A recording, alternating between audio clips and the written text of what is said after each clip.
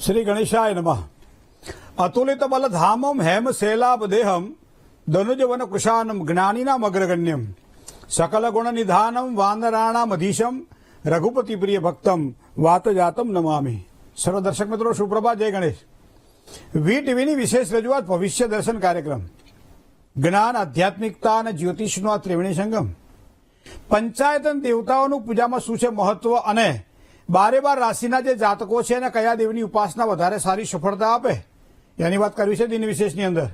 સાથે સાથે આપનો દિવસ કેવો રહેશે, શેના દ્વારા સાચવવાનું રહેશે, કઈ વસ્તુઓમાં લાભ કરશે, કોણ લાભ કરાવડાવશે, કેટલો લાભ થશે એની પણ વાત કરીશું, ક્યાં સાચવવા જેવું છે એની પણ વાત કરીશું। એ સાથે સાથે શુભત્વને આપવાવાળી વાત, જેની જન્મ તારીખ છે, જેની આજે લગ્ન તિથિ છે, એવા દર્શકો માટે કેવો રહેશે આગામી સમય, અને સાથે સાથે શું કરવાથી લાભ થાય, શું કરે તો નુકસાન, કયા મંત્રોનો જાપ, શેનું કરવું જોઈએ દાન, આ બધી જ વાતોનો એક જ્ઞાનમય રસ્તાળ એટલે ભવિષ્ય દર્શન કાર્યક્રમ। હું ડોક્ટર મહેન્દ્ર પંડ્યા આપ સૌનું હાર્દિક સ્વાગત કરું છું। શરૂઆત પંચાંગથી। તદેવ લગ્નમ સુદિનમ તદેવ તારાબલમ ચંદ્રબલમ તદેવ વિદ્યાબલમ દેવબલમ તદેવ લક્ષ્મીપતે તે ત્રિયુગમ સ્મરામે।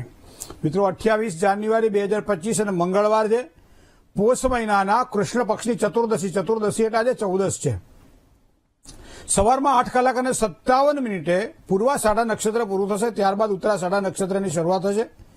વજ્ર નામનો યોગ છે અને શકુનીકરણ છે। આ થયું પંચાંગ।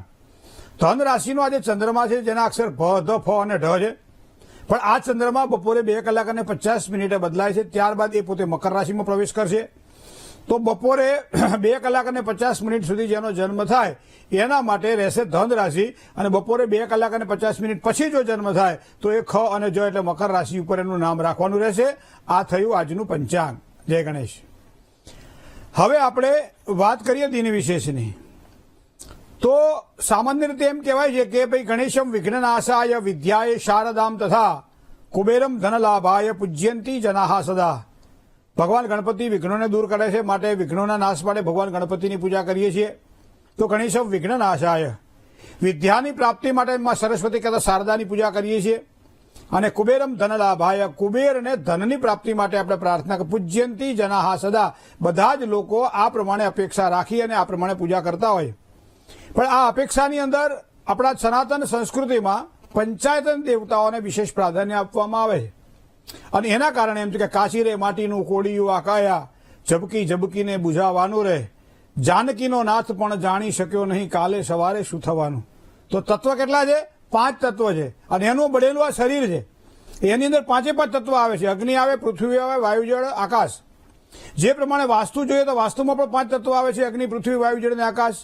આપણે સામાન્ય રીતે જુઓ કે 5 કર્મેન્દ્રિય, 5 જ્ઞાનેન્દ્રિય, ચતુષ્ટય મન, બુદ્ધિ, ચિત્ત અને અહંકાર, બરાબર। પછી તન્માત્ર, આ બધું ટોટલ 24 તત્વ આપણને જોવા મળે। 24 તત્વમાં 5 તત્વને વિશેષ પ્રાધાન્ય આપી અને આપણા ઋષિ મુનિઓએ આપણા માટે એક સનાતન સંસ્કૃતિની અંદર પંચાયતન દેવતાઓની પૂજાનું મહત્વ બતાવ્યું। તો આ શરીરમાં રહેલા તત્વોની પૂજા થાય, પછી હવે નામ ગમે એ આપી દે। અત્યારે તો ઘરવાળા પૂછે હવારમાં કે ભાઈ શેનું શાક બનાવું, એટલે પછી પૂછે કે ભાઈ એક કામ કર, તને ફાવે એ બનાવ। તો કે તમે કહો શેનું શાક બનાવું, તો એક કામ કર તું પેલા બનાવી દે, પછી આપણે એનું નામ પાડીશું। એનો મતલબ ખબર નથી કે શેનું શાક બનશે અથવા તો કેવો એનો સ્વાદ આવશે, પણ આ એક મજાક છે મિત્રો। ઘણી વખત એમ કે ભાઈ આ તે શું મને ખવડાયું, કેમ? અરે કે ખવડાયું શું, કે શું તે બનાવ્યું તું મારા માટે? તો કે તમારા માટે મેં ખાવાનું બનાવ્યું, પણ ખાવામાં શું બનાવ્યું તે મારા માટે? કેમ આવું પૂછો છો? તો કે મારે કદાચ આ ખાવાથી મારું મૃત્યુ થાય અને ઉપર યમરાજ પૂછે કે હું ખાઈને મર્યા હતા, તો મારે નામ તો આપવું પડે ને કે મેં આ ખાધું હતું। ઘણી વખત મને તમને નહીં લાગતું એવું કે આપણે આપણા રાજમાર્ગ ઉપર ચાલવાના બદલે આવા નવા જે અલગ અલગ પ્રકારે જે પંથો બનેલા છે એમાં આપણે ચાલી રહ્યા છીએ? તો એનો મતલબ દરેક પંથને, દરેક સંપ્રદાયને એક પોતાની ગરિમા હોય છે, દરેક પંથ, દરેકને પોતાનું એક અસ્તિત્વ હોય છે, અને એનું મૂળ હોય છે, અને મૂળના આધારે જેમ ઝાડવું મોટું થાય એમની સનાતન સંસ્કૃતિની અંદર આ સનાતન સંસ્કૃતિનું આ ગંગાનું પાણી સનાતન સંસ્કૃતિ છે, પણ એમાંથી પોતે થોડું પાણી લઈ અને પોતાનું ખેતર બનાવે, પોતાનો ક્યારો બનાવે, અને એ પાણી એમાં નાખે અને એમાં એ ઉછાળે, અને એટલે નામ એનું એ પાડે, જેની પરંપરા છે તે પ્રમાણે। પણ એ પરંપરાની અંદર આ પંચાયતન દેવતાઓને ભૂલવા જોઈએ નહીં। કોઈ વ્યક્તિ એમ કે અમે આને માનીએ, આને નથી માનતા, અમે આને જ પૂજીએ, આને નથી પૂજતા, અમારા માટે તો આ વર્જ્ય છે, અમારા માટે તો ઘણા એવું કે ભાઈ, અને વાતે સાચી છે, જેને જે આ બતાવ્યું છે એનું બહુ ઉજ્જવળ કે જેને કહેવાય ને કે પોતે આખી જિંદગી આની માટે કાઢી નાખી લે ધર્મ અને આધ્યાત્મિકતાની પાછળ.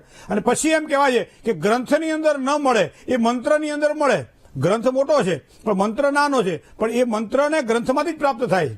તો એ પ્રમાણે ગ્રંથ કરતા મંત્રને માણસ પકડી લે તો એને સારી સફળતાની જે પ્રાપ્તિ થાય છે. એમ ઘણી વખત એમ કોઈ કહે ભાઈ તમે એક જ તત્વને માનો ભાઈ, અને મૂળ કારણ એ કહે કે ભાઈ ડોશીમાં ડૂબતા હતા અને ડોશીમાં ડૂબતા હતા એટલે એમ કે હે દશામાં મને બચાવી લે, અને આકાશ મંડળમાંથી દશામાં નીકળ્યા બચાવવા માટે, અને આનાથી દશામાં આવે ન આવે, હે ખોડિયારમાં મને બચાવી લે. તો દશામાં કે મારું કામ નથી, આ તો ખોડિયારમાં બોલ. આ તો એક ઉદાહરણ છે મિત્રો આમાં, બરાબર. ખોડિયારમાં કે આવે, ખોડિયારમાં હજી આવે ના આવે તો આ કે હે મેલડીમાં મને બચાવી લે, હે ચામુંડમાં મને બચાવી લે. એ હવે તત્વ તો બધું એક જ છે, પણ આપણે આજે કથાનક માટે છે. આપણે એમ કરતા કરતા છેક સુધી આવી ગયેલા, બધા જ દેવી દેવતાઓ બચાવવા માટે પ્રયત્ન કરે અને છેવટે ડોશીમાને ડૂબવું પડ્યું. શું કામ? કે થળ બરાબરનું નહોતું પકડ્યું એટલા માટે. તો થળ બરાબર જે પકડે એને સારી સફળતાની પ્રાપ્તિ થાય. તો હવે થળ પ્રાપ્ત થાય કઈ રીતે?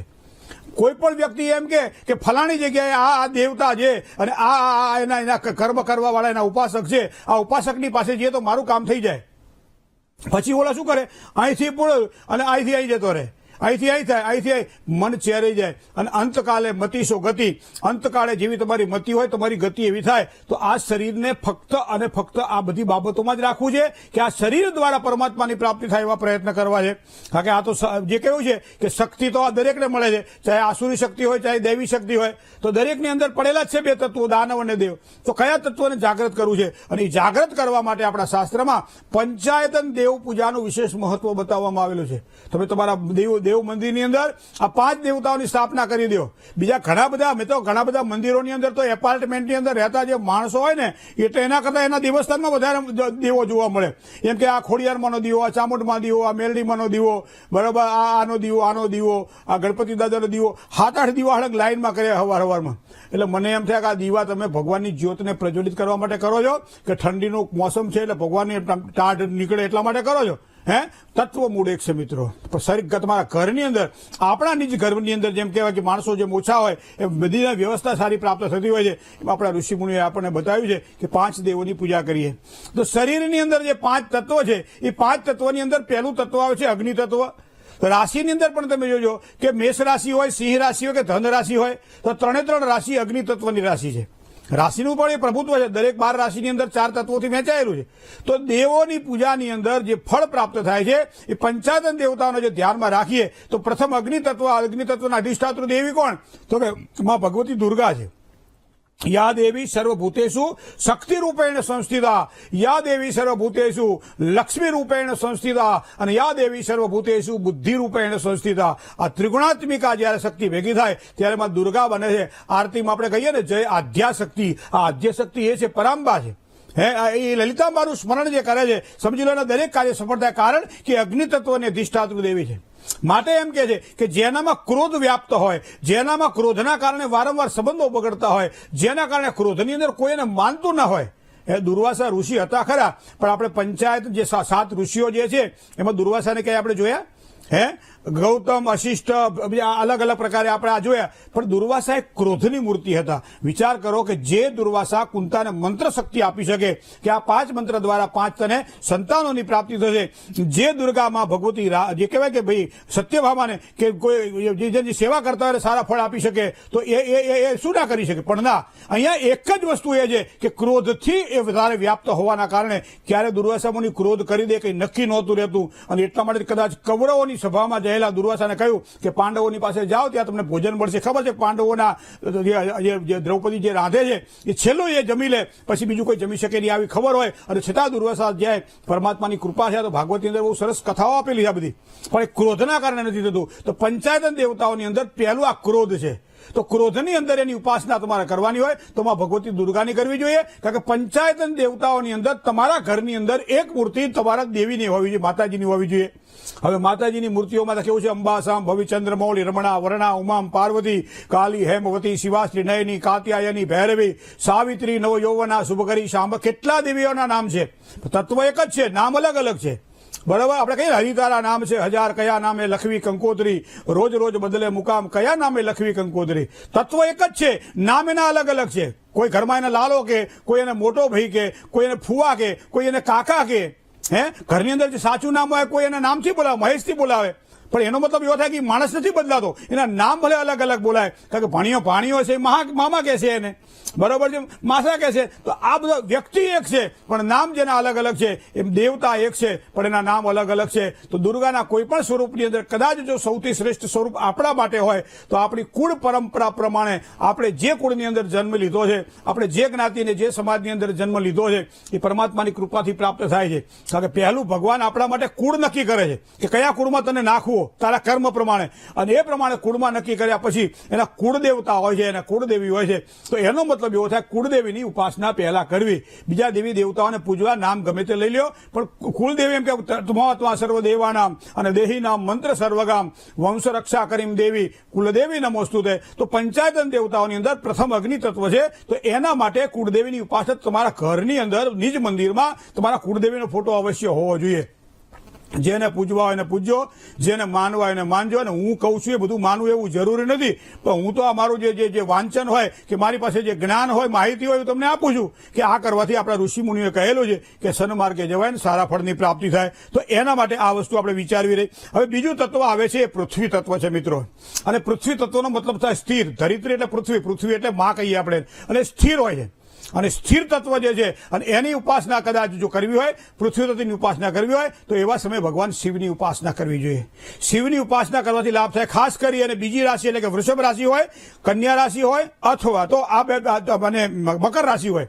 તો આ બે ત્રણ રાશિ જે છે, એક વૃષભ રાશિ હોય, એક કન્યા રાશિ હોય અને એક મકર રાશિ હોય. તો અહીંયા આ તત્વ છે એ તત્વ છે પૃથ્વી તત્વનું. એમાં ભગવાન શિવની ઉપાસના કરવાથી સારામાં સારા ફળની પ્રાપ્તિ થાય. ભગવાન શિવની ઉપાસના શું કામ કરવી જોઈએ? કે સ્થિરતા જોઈએ. નોકરીમાં સ્થિરતા જોઈએ છે, શિવની ઉપાસના. ધંધામાં સ્થિરતા જોઈએ છે, શિવની ઉપાસના. પરિવારની અંદર પ્રીતિ કેળવી અને સ્થિરતા પ્રાપ્ત કરવી છે તો શિવની ઉપાસના.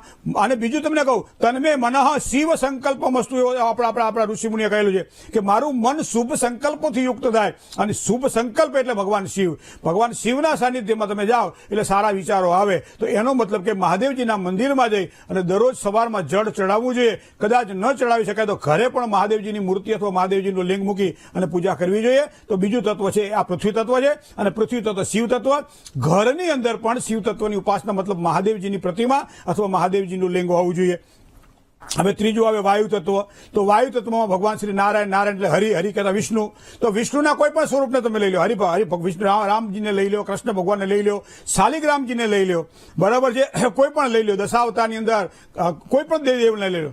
પણ મૂળ મુદ્દે હરિ એટલે વિષ્ણુ ભગવાનની પણ સ્થાપના ઘરની પૂજાના સ્થાનની અંદર રહેવી જોઈએ. અને ખાસ કરી અને વાયુ તત્વની ત્રણ રાશિઓ છે મિત્રો. એક મિથુન રાશિ છે, એક તુલા રાશિ છે અને કુંભ રાશિ છે. તો એવા તત્વોમાં અહીંયા વિષ્ણુ ભગવાનની ઉપાસના શ્રેષ્ઠ અને સારા પરિણામો પ્રદાન કરે, કારણ કે તત્વ સાથે સંકળાયેલું છે એટલા માટે. તો એનો મતલબ એવો થાય ઘરની અંદર પંચાયતન દેવતાઓની અંદર એક સ્થાન ભગવાન વિષ્ણુનું હોવું જોઈએ, જેને નિયમિત રીતે આપણે પૂજા કરીએ. શિવજીના લિંગ ઉપર આપણે જેમ અભિષેક કરીએ છીએ એમ ભગવાન શ્રી નારાયણના સ્વરૂપ જેને કહી શકાય એવા શાલિગ્રામની ઉપર પણ ભગવાન આપણે ઉપાસના કરીએ અને એની આપણે અભિષેક કરી શકીએ છીએ. ભગવાન શિવને બિલીપત્ર ચડાવીએ છીએ.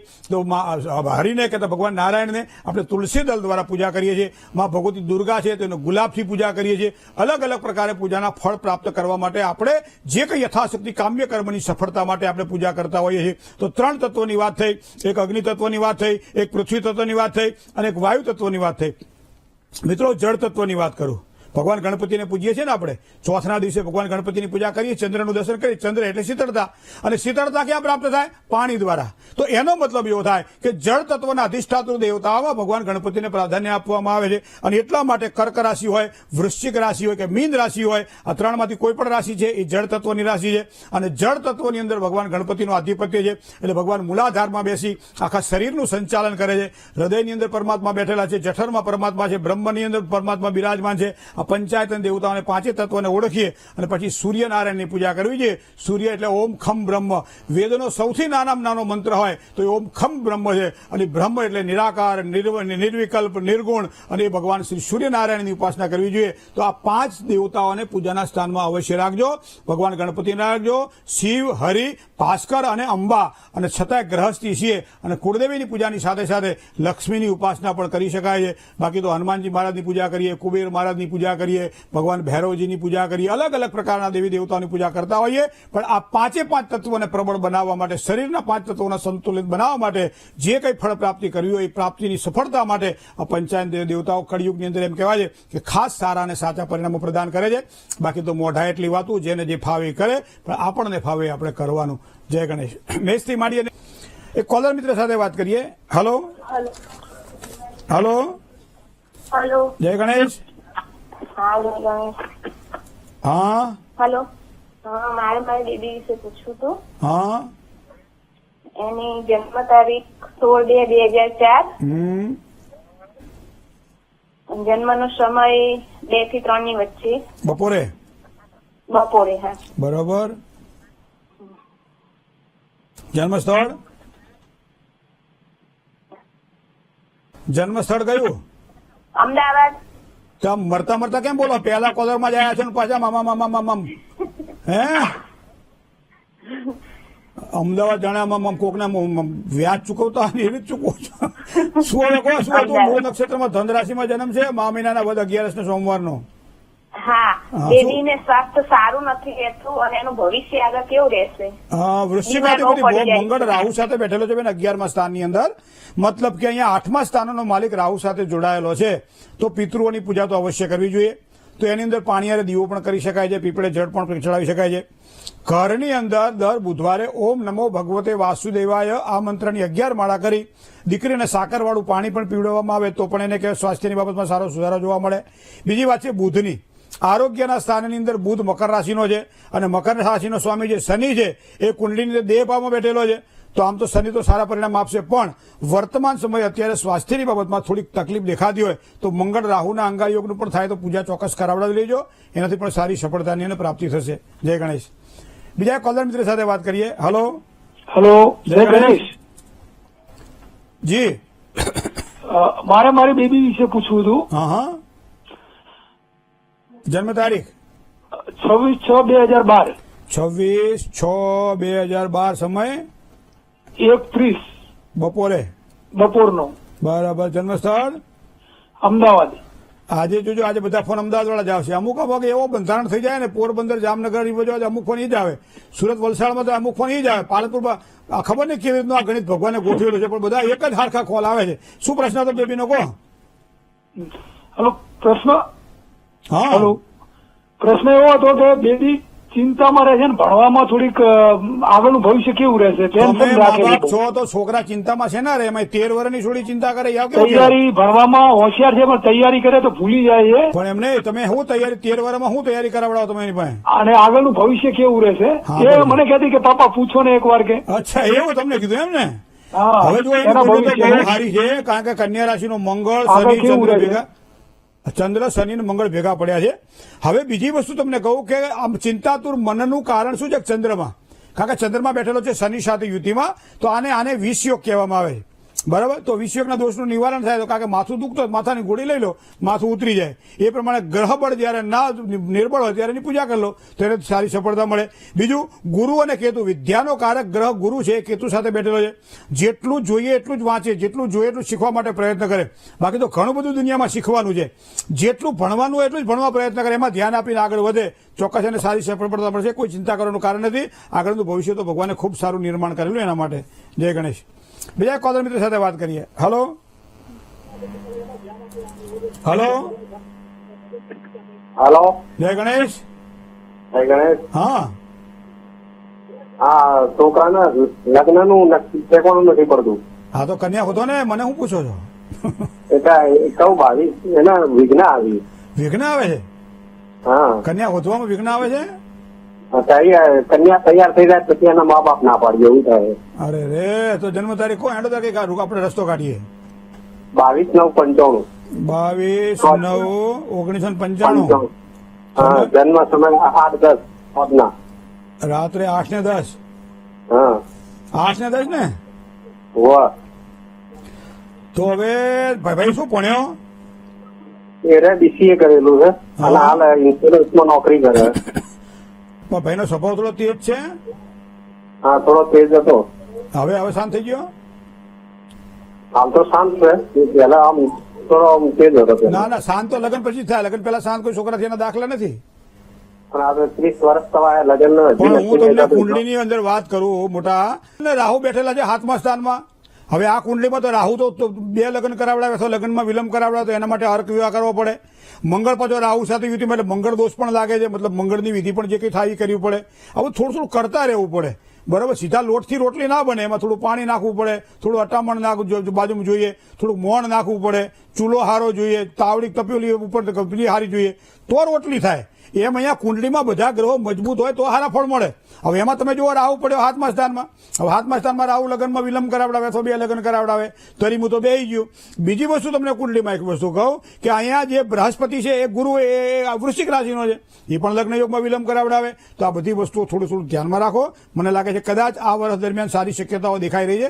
હજી તમારી પાસે લગ્ન માટે 8 મહિનાઓ સારા દેખાઈ રહ્યા. આગળના 8 મહિનામાં થઈએ પણ એના માટે મંગળ અને રાહુની વાત મેં તમને કરી, બૃહસ્પતિની વાત કરી, એ થોડું કરાવતા રહેજો. એનાથી સારી સફળતા મળશે. જય ગણેશ. બીજા કોલર મિત્ર સાથે વાત કરીએ. હેલો. હેલો, જય ગણેશ. જય ગણેશ. મીનાબેન બોલું છું બરોડાથી. જી મીનાબેન. 24/2/99 કનિષ્ઠા. 24/2/99 બરાબર. જન્મ સમય? જન્મ સમય રાતે 9:35. બરાબર. જન્મ સ્થળ? અમદાવાદ. શું પ્રશ્ન હતો? પ્રશ્ન એ છે કે એની લગ્નની વાતો કરવા આવે છે, અંદર આવતી નહીં. એક દિવસ મેં બતાવ્યું હતું એક જણને તો કુંભ લગ્ન કીધા, પિતૃદોષ કીધો ને બીજું કઈક કીધું. એટલે શું છે એ ખબર નહીં પડતી. મને કોકે વાત કરેલી બેની તમને કહું કે તમે શોરૂમમાંથી નવી ગાડી લઈને તમે બહાર નીકળો, શોરૂમમાંથી પેટી પેક ગાડી કમ્પ્લેટ સેલ મારીને તમે બહાર નીકળો અને એમ થાય કે લાવો ને ગેરેજ વાળો આપણો મિત્ર છે ને બતાવી જોઈએ. એટલે ગેરેજમાં તમે બતાવવા જાઓ ને કે જોજો આમાં કંઈ ફોલ્ટ નથી ને, તો નવી નક્કોર ગાડીમાં 2 ફોલ્ટ નીકળે. હવે ઘણી વખત એવું થઈ ગયું છે કે લગ્નમાં વિલંબ થાય તો કે મંગળ દોષ તો હશે જ, અથવા તો કુંભ વિવાહ કે અર્ક વિવાહ તો કરવો જ પડશે. આ બધા જેને કહેવાય ને કે આ ડોક્ટરો જેમ કહે છે ને કે ભાઈ વાયરલ ઇન્ફેક્શન છે, પકડાય નહીં એટલે વાયરલ ઇન્ફેક્શન દબાવ આપે ભાઈ. એ પ્રમાણે અહીંયા પણ આ વસ્તુ જોવાની છે કે આનાથી અર્ક વિવાહની જરૂર નથી, કુંભ વિવાહની જરૂર. બરાબર. આ કુંડળીની અંદર લગ્નમાં વિલંબ થવાના મૂળ કારણોમાં 26મું વર્ષ પૂરું થયું, 27મા વર્ષે એટલે હજી 1 મહિના પછી લગ્નના યોગ શરૂ થાય. પેલા આ તો નક્કી કરવું પડે ને. બસ સ્ટેશનમાં 8 વાગે જઈને બેસી એનો મતલબ નહીં. બસ તો 11 વાગે આવવાની, 11 વાગે જ આવે. બરાબર. તો ઘડીએ થઈને સ્ટેશન માસ્ટરને પૂછે ક્યારે આવશે, તો સ્ટેશન માસ્ટર કે એમ કરો 4 નંબરના પ્લેટફોર્મ બેહો ત્યાં બસ આવશે. પણ ના, બસ તો 11 વાગે જ આવે. આ વસ્તુને ખાસ ધ્યાનમાં રાખવી. હવે પછી તમે માર્ચ મહિના પછી સારું માગું હોધો. બાકી કુંડલીમાં કોઈ દોષ દેખાતા નથી. શુક્ર મહારાજ મીન રાશિમાં માલવ્ય યોગ કરીને 7મા સ્થાનમાં બેઠા છે. લગ્નનું સુખ પણ ખૂબ જ સારું મળવાનું છે. તો બધી જ કુંડલીના ગ્રહો અનુકૂળ છે એમના માટે. એટલે વિશેષ કોઈ ટેન્શન કરવાની જરૂર નથી કોઈ વીંટી પહેરવાની જરૂર, કે નથી કોઈ વિધિ કરવાની જરૂર, કે નથી કોઈ વાર કરવાની જરૂર. સારું પાત્ર એને આ વર્ષ દરમિયાન પ્રાપ્ત થઈ જવાનું છે. જય ગણેશ. કર્કથી માંડી અને મીન રાશિ સુધીના જાતકોનો કેવો રહેશે આજનો દિવસ વાત કરીએ નાનકડા વિરામ બાદ. કોલર મિત્ર સાથે વાત કરીએ. હેલો. જય ગણેશ. મારા બાબાનું નામ શ્રી દિનેશભાઈ ગાંધી. જી. જન્મ તારીખ 25/8/2002. સમય 12 રાતના 12:35. શનિવારે રાતે અને રવિવાર સવાર. 25/8/2002. 25/8/2002. સમય 12:35. હે 12:05 શનિવારે રાત. 00:35. બરાબર. જન્મ સ્થળ? શું પ્રશ્ન હતો? એ અત્યારે ચેક કરે આગળ ભવિષ્ય કેવું રહેશે. એને કોમ્પ્યુટર એન્જિનિયર કરે છે. શુક્ર કુંડળીની અંદર 5મા સ્થાનમાં એટલે વિદ્યાના સ્થાનની અંદર ઉચ્ચના બુધ સાથે જોડાયેલો હોવાના કારણે કોમ્પ્યુટર ક્ષેત્રની અંદર ધીમી ગતિએ પણ સારી સફળતાની પ્રાપ્તિ થાય. સિંહ રાશિનો સૂર્ય પાવરફુલ બની અને ચોથા સ્થાનમાં બેઠેલો છે, મતલબ અભ્યાસ દ્વારા સારી સફળતા અને એના દ્વારા સારી કારકિર્દી બને. તો આ હિસાબે કુંડલીમાં ગ્રહો તો સારા છે. અભ્યાસ પછી પોતાના કર્મક્ષેત્રની અંદર પણ ખૂબ જ સારી રીતે એ સફળતાની પ્રાપ્તિ કરશે. ઉતાવળિયા નિર્ણયો ન કરે, આ વસ્તુનું ખાસ ધ્યાનમાં રાખવું પડશે. લગ્નેશ બુધ શુક્ર એ 5મા સ્થાનમાં કન્યા રાશિમાં નીચનો બને છે. તો એના માટે બની શકે તો ડાયમંડનું રત્ન પહેરાવવું જોઈએ, ન માનો તો અમેરિકન ડાયમંડ પહેરાવવું જોઈએ. એથી કદાચ ના હોય તો અપેલનું રત્ન ધારણ કરાવવું જોઈએ. પણ એ જમણા હાથની ત્રીજી આંગળીમાં એ પહેરશે તો આગળ જતા પણ એને ખૂબ જ સારી સફળતાની પ્રાપ્તિ થશે. શુક્રવારે કુળદેવીની પૂજા કરે એવું તમે એને કહેજો. જય ગણેશ. બીજા કોલર મિત્ર સાથે વાત કરીએ. હાલો, હેલો, જય ગણેશ. જય ગણેશ. હું તમારો શો છે, અમારા ઘરમાં બધા ડેલી જોવે છે અને મારે મારા હસબન્ડ માટે પૂછવાનું હતું. જી. એમની જન્મ તારીખ છે 14/9/1991. જન્મનો સમય છે 7:35 સાંજનો. બરાબર. જન્મ સ્થળ અને સ્થળ છે જામનગર અને જન્મ તારીખ 13/9/91. 13/9/1991 એટલે શુક્રવાર આવશે. હા હા, બરાબર ને. શું પ્રશ્ન હતો? અમારે મકાન લેવા માટેનું ઘણા ટાઈમથી વિચારીએ છીએ પણ સેટ નથી થતું. ક્યારે લેવું છે હવે? એમ વિચારીએ તો એવું થાય કે જેટલું બને એટલું જલ્દી એમ. પણ આમાં બીજા ઉપર ભરોસો રાખીને નહીં જવાનું, તમારે પોતાના પર ભરોસો રાખો તો મકાન થશે. હા, કોઈ મને પૈસા આપે, બેંક મને લોન આપે, બાપાના પૈસાથી મકાન બને એવું બધું નહીં વિચારવાનું. ના બીજા કોઈના પૈસાથી નહીં પણ લોન વાળું વિચારીએ. હા, કારણ કે લોનમાં કેવું છે બેન, વૃશ્ચિક રાશિનો ચંદ્રમા ભાગ્ય સ્થાનમાં બેઠેલો છે, ધીમી ગતિએ સફળતા અપાવે. પણ હું તો તમને કહું કે એક વૈધૃતિ યોગ કુંડળીની અંદર બની રહ્યો છે. અનુકૂળતા હોય તો એની પૂજા ચોક્કસ કરાવડાવી અને ચંદ્રની વીંટી પીવા, કારણ કે ચંદ્ર મનને બે મન આપે. ઘણી વખત મકાન સારું છે, નથી સારું, ગમે છે, નથી ગમતું એમ કરતા કરતા પછી લોન ના મળે, જે પ્રમાણે જે કંઈ જોતું એ પ્રમાણે આપણું કામ ના થાય, આવી નાની નાની સમસ્યાઓ રહ્યા કરે. તો એના માટે તમારે સોમવારનું વ્રત એટલે મહાદેવજીની ઉપાસના પણ વધારે સારી સફળતા આપે. ચંદ્રનું રત્ન ધારણ કરો તો પણ સારી સફળતાની પ્રાપ્તિ થાય. જમીન મકાન અને મિલકતનો કારક ગ્રહ બુધ છે અને બુધ 6થા સ્થાનમાં બેઠો. 6ઠું સ્થાન ખાડાનું સ્થાન છે.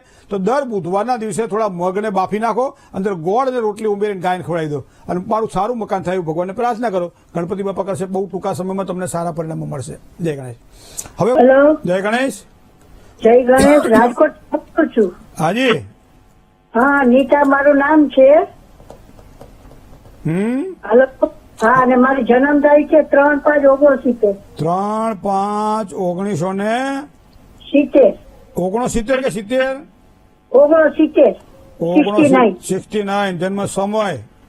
જન્મ સમય બપોરે 5 વાગે. બપોરે કે સાંજે? સાંજે. તો વાંધો નહીં. જન્મ સ્થળ? હા, ચોરવા. ગડું. હા, ગડું ચોરવા. હા, શું હતો પ્રશ્ન કહો? હા, મારું મકાન ક્યારે થશે ગુરુજી? મકાન તમારું પોતાનું બનાવવાનું છે? હા, મારું પોતાનું અત્યારે આ છે ખરું, પણ મારા મમ્મી પપ્પાએ લઈ દીધું, મારું પોતાનું બનાવવું. ધન રાશિનો સ્વામી છે બેન ગુરુ, જે 5મા સ્થાન 4થા સ્થાનનો માલિક બને છે. હવે આ ગુરુ કન્યા રાશિમાં અધિશત્રુ બનતો હોવાના કારણે કેતુ સાથે ચાંડાલ યોગ પણ બનાવી રહ્યો છે. પોતાનું મકાન બનવામાં ટાઈમ લાગે, કારણ કે અત્યારે તમને 56મું વર્ષ ચાલે છે. આ 4 મહિના પછી 56 પૂરા થઈ 57 બેસશે.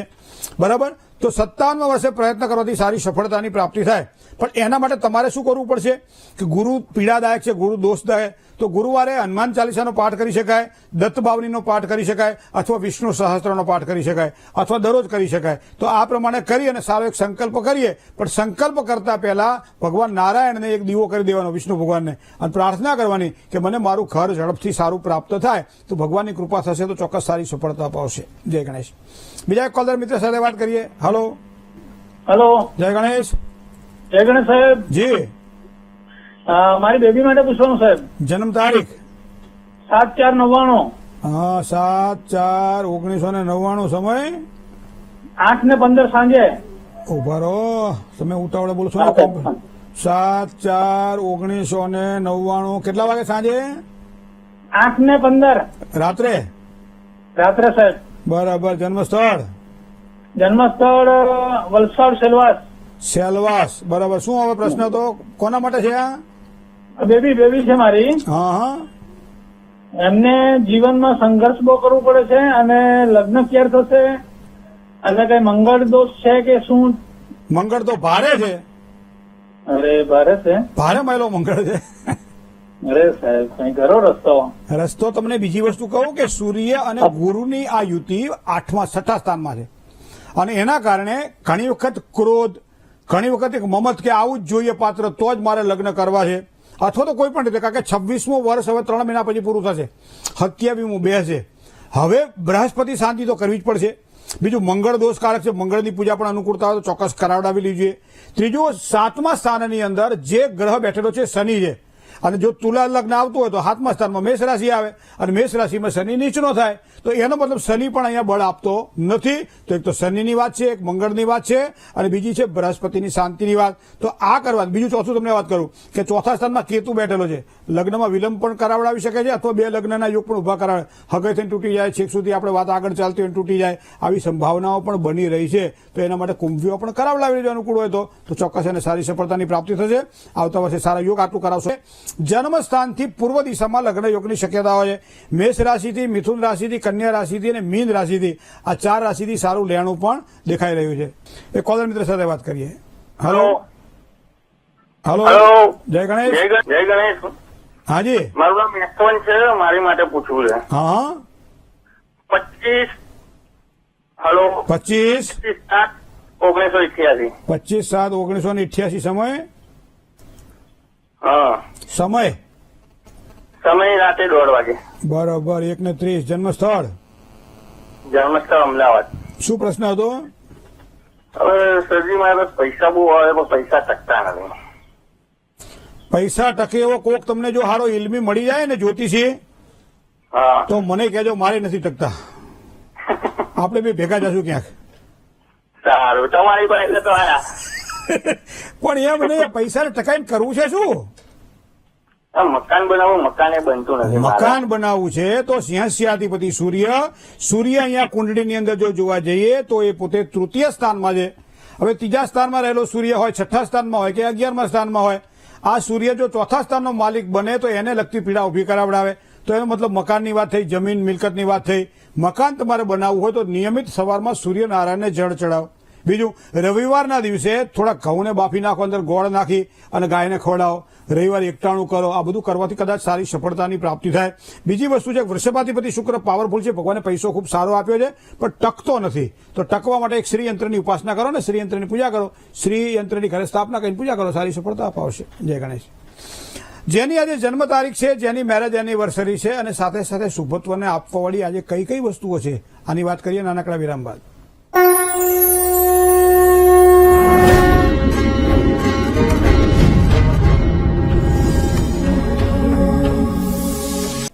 એક કોલર મિત્ર સાથે વાત કરીએ. હલો હેલો, જય ગણેશ.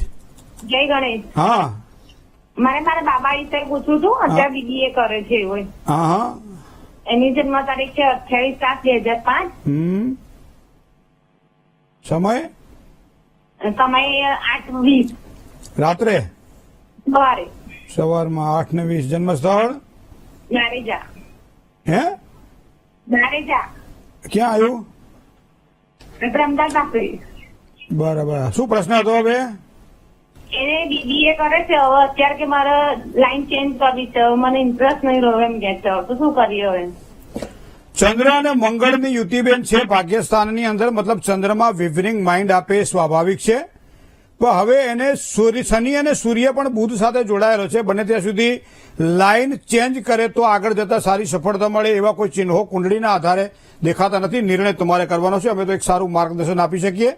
પણ 2 વસ્તુ કુંડળીમાં તમે જોજો, આ વારંવાર આવું જો થતું લાગે તમને કે ભાઈ યોગ્ય નિર્ણય સમય નથી લઈ શકતો અને એના કારણે કન્ફ્યુઝન રહ્યા કરે છે, તો એક તો એની કુંડળીમાં કાલ સર્પ યોગ બની રહ્યો છે અને બીજું બેન શનિ સાથે સૂર્ય આ 12મા સ્થાનમાં સંઘર્ષ યોગ કરે છે અને એના કારણે જીવનમાં સારા કામની જગ્યાએ કે અમુક ખોટા વિચારો એવા સમય આવી જાય કે ભાઈ આ નહીં આમ કરીએ અને ભાઈ આગળ જતા પરિણામ સારા ન પણ આપી શકે. પણ અત્યારે તો જે અભ્યાસ કરે છે એમાં વિશેષ કાળજી રાખી ધ્યાન કરવી અને એનો પોતાનો અભ્યાસક્રમ પૂરો કરો. અને મા બાપ તરીકે તમારા બંને એની પૂજાઓ જો અનુકૂળતા હોય તો કાલ સર્પ યોગ અને શનિ અને સૂર્યનો આ એક સંઘર્ષ યોગના દોષનું નિવારણ થાય એવો પ્રયત્ન કરજો અને જે લાઈન ચાલે છે એને ચાલવા દેજો. જય ગણેશ. હવે જેની આજે જન્મ તારીખ છે એવા તમામ દર્શક મિત્રોને પહેલા તો ખૂબ ખૂબ શુભકામનાઓ. Happy birthday. આગામી વર્ષ તમારા માટે સૂર્ય પ્રધાન વર્ષ પણ છે અને સાથે સાથે મંગળ પ્રધાન વર્ષ પણ છે. એનો મતલબ એવો થાય કે સમય તમારા માટે સારો છે, સાથે સાથે એનર્જી પણ સારી પ્રાપ્ત થાય, માનસિક શાંતિ મળે. પણ અગ્નિનો સ્વભાવ કેવો છે, જો વધારે પ્રજ્વલિત થાય તો બાળી નાખે અને હાવ ઠરેલો હોય તો કામનો નહીં. પણ એક મધ્યમ માર્ગ જો અપનાવે તો સારી સફળતા મળે. કદાચ આજે કોઈ પણ કાર્ય કરીએ અને કાર્યમાં સફળતા કદાચ થોડી ઓછી મળે છે, મતલબ નિરાશ થવાની જરૂર એટલા માટે નથી કે આગળ જતા પરિણામ પાછું સારું જ મળવાનું છે. તો આ અભ્યાસ કરતા વિદ્યાર્થીઓ માટે આ વસ્તુ વિચારવાની છે. નોકરિયાત વર્ગને નોકરીમાં વિચાર કરવાનો છે. ધંધાકીય ક્ષેત્રમાં કામ કરવાવાળા વ્યક્તિઓનો વ્યવહાર અને વ્યવસાયમાં આ વિચાર કરવાનો છે કે કામ તો થવાનું જ છે, પણ કદાચ થોડું ધીમી ગતિએ થાય તો આગળ જતા સારા કામ થશે. આવી એક પવિત્ર ભાવના રાખીને જો કામકાજ કરવામાં આવે તો સારી સફળતા મળે. મંગળ પ્રધાન વર્ષ હોવાના કારણે માંગલિક પ્રસંગો કદાચ નિર્માણ થાય, અથવા તો ઘરની અંદર કોઈ મંગલમય પ્રસંગ બને, અથવા પોતાના સગાઈ લગ્ન ન થતા હોય તો એવા યુવાન અને યુવતીઓ માટે તો સારો સમય દેખાઈ રહ્યો છે. પણ હવે ગણપતિની ઉપાસના ખાસ કરી અને આ વર્ષ દરમિયાન વધારે થાય એવા પ્રયત્ન કરજો. બને તો મંગળવાર કરજો અને ચતુર્થીનું વ્રત કરજો. સંકટ ચતુર્થી પણ આવે છે, વિનાયક ચતુર્થી પણ આવે છે. તો 2, 4 અને મંગળવાર આટલા વ્રત તમે દર મહિને કરો તો સમજી લો બધા જ કાર્ય ભગવાન ગણપતિની કૃપાથી પૂરા થાય. મંગળવારના દિવસે ભગવાન ગણપતિને ધરો ચડાવવાનું ભૂલતા નહીં, પણ સાથે ગોળ અને ગુલાબનું પુષ્પ પણ હોય તો ચડાવજો અને એના કારણે તમારી મનની પ્રસન્નતામાં વધારો થશે અને કામકાજ કોઈ પણ પ્રકારના હશે ભગવાન ગણપતિનો આશ્રય લેશો તો ચોક્કસ તમને સારી સફળતા અપાવશે. જય ગણેશ. હવે જેની આજે મેરેજ એનિવર્સરી છે, જેની આજે લગ્નતિથિ છે, એવા તમામ દંપતીને ખૂબ ખૂબ શુભકામનાઓ. દાંપત્ય જીવનની સુખાકારીમાં ક્યાંક ને ક્યાંક સ્વભાવ આ વર્ષે અવરોધ ન ઉભો કરે એ જોજો. ઘણી વખત આપણે કહેવાની જે પદ્ધતિ હોય એ સાચી હોવા છતાંય આપણને એમાં આક્રોશથી એ વાત કરીએ અથવા ક્રોધથી એ વાત કરીએ તો આપણું કામ બગડી શકે છે. બીજું, ઉતાવળિયા નિર્ણયો લઈને કોઈ પણ કામકાજ ન કરવું બને ત્યાં સુધી. ખાસ કરી અને દાંપત્ય જીવનમાં લાંબા સમય સુધી જેને આ સુખ ભોગવેલું છે એના માટે તો ખાસ ઉંમર થઈ ગઈ હોય અને આ પ્રશ્નો ઉભા થાય કે ભાઈ એકબીજાની સાથે જે એકરૂપતા હોવી જોઈએ સ્વભાવની, ક્યાંક ને ક્યાંક ક્રોધના કારણે તકલીફો ઊભી ન થાય એના માટે ધ્યાન રાખવું પડશે. પણ એના માટે તો કુળદેવીની ઉપાસના સિવાય બીજી કોની ઉપાસના કરવી? દર મંગળવારના દિવસે ભગવતી કુળદેવીને લાપસી અથવા સુખડી નિવેદ ધરાવજો અને એ નિવેદ ધરાવ્યા પછી રેમ માંગલ્ય લક્ષ્મીએ સિદ્ધિમ દેહી દેહી નમઃ આ મંત્રનો જાપ કરો અથવા ઓમ કુલદેવતાભ્યો નમઃ તો આ મંત્રનો જાપ કરવાથી સારી સફળતાની પ્રાપ્તિ થશે. દર શુક્રવારના દિવસે બને ત્યાં સુધી યાદ કરી અને ચોખાને બાફી થોડીક સાકર કે ખાંડ નાખી અને કીડિયાગૃહ તમે પૂરજો અને એ કીડિયાગૃહ પૂરશો તો ચોક્કસ તમને સારો લાભ થવાનો જ છે. જય ગણેશ. હવે વાત કરીએ તન્મે મનઃ શિવ સંકલ્પ મસ્તુ. સુપત્વની વાત કરીએ મિત્રો. જેનો અંક 1 છે, જેનો અંક 10 છે, જ્યાં 1 આવતો હોય તે બધી જગ્યાએ આજે શુભત્વની પ્રાપ્તિ થવાની છે. 1નો અંક આજના દિવસ માટે શુભત્વવાળો અંક છે. કોઈ પણ સારા કામકાજ કરવાનું જવાનું હોય તો 2 રંગના કપડાને વધારે પ્રાધાન્ય આપજો અથવા 2 વસ્તુ, એક મરૂણ રંગ અને ઘેરો લાલ રંગ, આ 2 રંગને ખૂબ જ પ્રાધાન્ય આપજો. બરાબર. અને એમાં પાછા સારા સમયનો વિચાર કરીએ તો સવારમાં 10 કલાક અને 27 મિનિટથી શરૂ કરો, બપોરે 1 કલાક ને 48 મિનિટ સુધીનો સમય એ શ્રેષ્ઠ અને સારામાં સારો સમય છે. પણ રાહુકાળનો વિચાર કરીએ તો બપોરે 3 કલાક અને 28 મિનિટથી સાંજે 5 કલાક અને 8 મિનિટ સુધી આ રાહુકાળ રહેશે. શુભત્વની દિશાની વાત કરીએ મિત્રો તો શુભત્વની દિશા આજે ઉત્તર દિશા છે. ઉત્તર દિશા તરફ કોઈ પણ પ્રકારના કામકાજ કરવાના હોય, પ્રયાણ કરવાનું હોય, મુસાફરી કરવાની હોય, સારામાં સારા કામ માટે જવાનું હોય તો ઉત્તર દિશા ખૂબ જ સારો લાભ કરાવડાવશે. પણ સાથે સાથે આથમણી દિશા એટલે કે પશ્ચિમ દિશા અને વાયવ્ય ખૂણો, આ 2 દિશા અને ખૂણો થોડુંક સાચવીને કામકાજ કરવાનું રહેશે. 12 રાશિની અંદર એક રાશિ છે મકર રાશિ, જેના અક્ષર ખ અને જ છે. તો મકર રાશિવાળા જાતકોએ તન, મન અને ધનથી આજે સંભાળીને કામકાજ કરવાનું રહેશે. જય ગણેશ. શું કરવાથી લાભ થાય, શું કરીએ તો નુકસાન, કયા મંત્રનો જાપ કરવો જોઈએ, શેનું કરવું જોઈએ, દાન, એની વાત કરીએ. મિત્રો આજે શું કરવાથી લાભ થાય તો અષ્ટેભ્યો બ્રાહ્મણેભ્યશ્ચ લિખિતવાય સમર્પયેત તસ્ય વિદ્યા ભવેત સર્વ ગણેશસ્ય પ્રસાદત. ભગવાન ગણપતિના આશીર્વાદ જોતા હોય તો લાલ પેન વડે કાગળ ઉપર 8 વખત સંકટનાશન ગણેશ સ્તોત્રના પાઠ લખી અને ગણપતિના મંદિરમાં પધરાવી દો. ગણપતિના સાનિધ્યમાં અથવા તો પાણીમાં જળમાં પ્રવાહિત કરી દો તો એ ગણેશ સ્તોત્રનો પાઠ છે, એ સંકટનાશન ગણેશ સ્તોત્રનો પાઠ છે, જેના કારણે દરેક પ્રકારની કામનાઓની સિદ્ધિ આજના દિવસ માટે થશે. ક્રોધની અંદર બને ત્યાં સુધી કોઈ કામ ન કરવા એ બાબતે થોડું ધ્યાન રાખવું પડશે. અને ઓમ ગંગ ગણપતયે નમઃ આ મંત્રનો દિવસ દરમિયાન જેટલા થાય એટલા વધારે મંત્ર જાપ કરવાથી દરેક પ્રકારની કાર્યની સિદ્ધિ થશે. ભગવાન ગણપતિને પ્રિય એવો ગોળ અને ધરો એ ભગવાનને ચડાવીને આશીર્વાદ માંગો. ગોળનું દાન કરો આજના દિવસ માટે તો વધારે સારી સફળતા મળશે. જય ગણેશ. ભવિષ્ય દર્શન કાર્યક્રમ મિત્રો એટલે જ્ઞાન, આધ્યાત્મિકતા અને જ્યોતિષનો આ ત્રિવેણી સંગમ છે. આપના પ્રશ્નો પત્ર દ્વારા પણ આપ અમારા સુધી પહોંચતા કરી શકો છો. તો પત્ર વ્યવહારનું એક નાનકડું સરનામું પણ આપ નોંધી લેશો.